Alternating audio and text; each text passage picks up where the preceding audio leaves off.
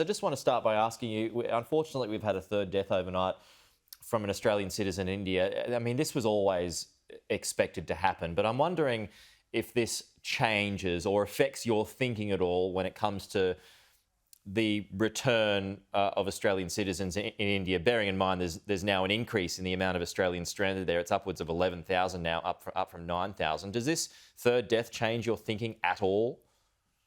It does. I don't think it changes my thinking or many other people out there that are thinking along the same lines. Unfortunately, there have been deaths from COVID, and this is another one.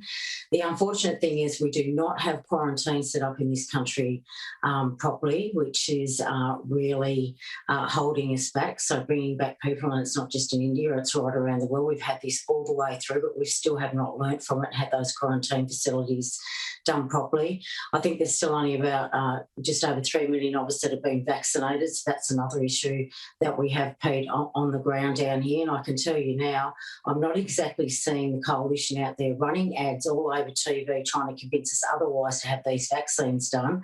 So I'd suggest they may want to have a good look at their marketing and how they're doing that, because I can tell you now it doesn't seem to be getting through out there. And the other thing is, and I think we heard it from New South Wales yesterday, which many of us have known for a very long time, is our public health system, especially in those rural and regional areas. So to get that pandemic and watch it spread down here like wildfire, we're just not going to be able to handle it, mate. And I think that we need to make sure that, as unfortunate as it is, that those people on the ground here on home soil already, we need to make sure that they're looked after first and foremost. And unfortunately, because of that, we are going to lose more people yet to come. Yeah, I mean, you make a pretty good point there, Jacqui. I mean, you've got vaccine hesitancy. You had a survey that came out yesterday. It was published by 9 newspapers. At least a third of people don't want the vaccine, and they're in no rush to get it because they believe the numbers are low, and there are obvious concerns about side effects as well. Met plenty of people I've spoken to on this show over the past week, including those in the disability sector, where numbers are very low, considering the fact that they are 1A. That they believe that there's confused messaging at the moment. So all in all, it doesn't seem like a pretty picture at the moment.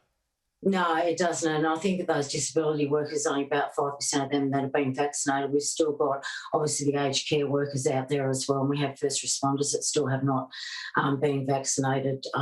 So that is not helping the situation at all. So I'm just, with people, I think the worst thing that we did, we didn't get that jump when we first started. And now that vaccine's happened, while we've sat back and thought we were doing the right thing by sitting back watching this float through other countries, what we have not been able to do is secure that vaccine early enough. You've got a lot of negativity going out there on the ground about those vaccines that are going on, especially the AstraZeneca. And giving us, especially those over 50, one choice, which is the AstraZeneca, and what we're hearing about that, the negativity coming out of that, is making it more difficult for people to actually line up and get those shots. So had they have got on the jump early and had those vaccines in, I think it would have found a much bigger uptake.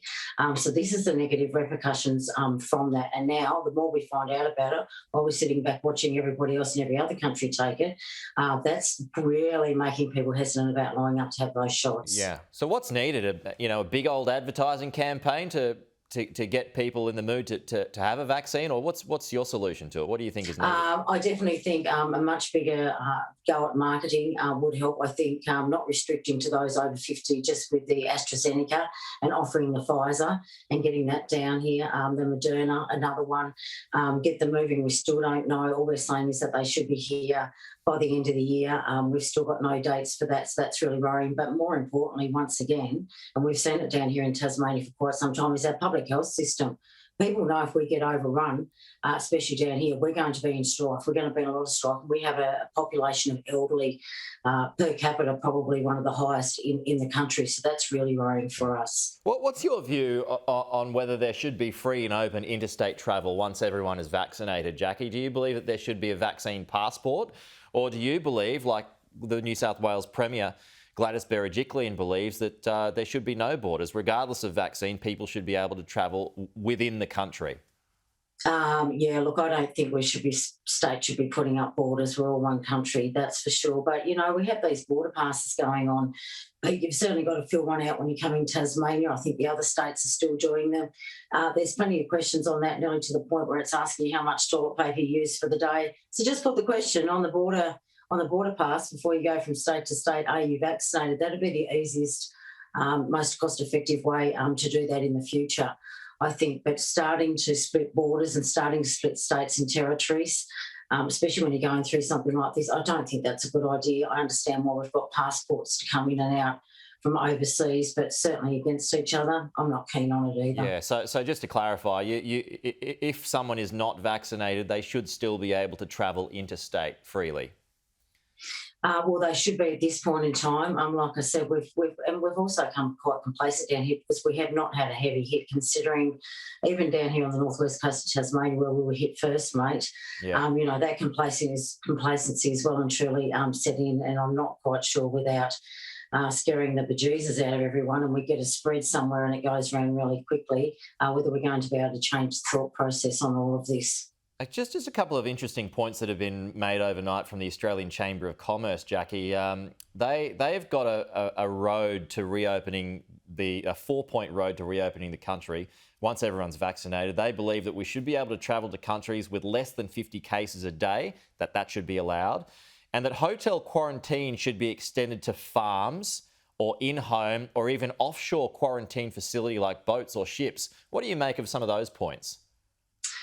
Well, it'd be nice to have the COVID under control. That's for sure. I'm not really sure on their points, to be honest. When it comes, I know that they are out there and they are lobbyists for business, and that there are a lot of businesses out there that are still doing it really tough.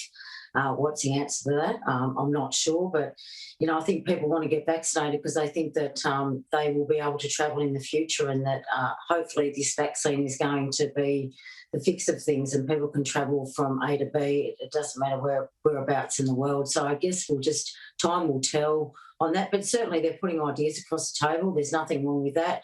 I appreciate them doing that, and some of the ideas they've come up with there, certainly worth looking at into the future. Okay, Jacqui Lambie, good to chat as always. Talk to you soon. Thanks very much.